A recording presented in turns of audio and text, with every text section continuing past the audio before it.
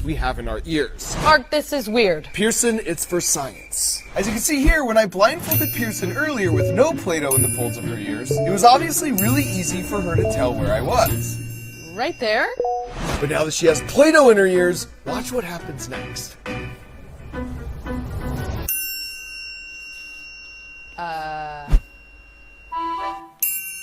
What the? Like down here? It all feels like it's right here. I actually don't even know. If I had to guess, I would say here. That's really insane. I usually pride myself on my hearing. I guess not. So those weird folds in your ears help you know where sounds are coming from because sounds bounce off these bumps and your brain learns how to understand these bounces. But if you take the bumps away, you can still hear the sound. It's just much harder to know where it's coming from, especially in the front and back.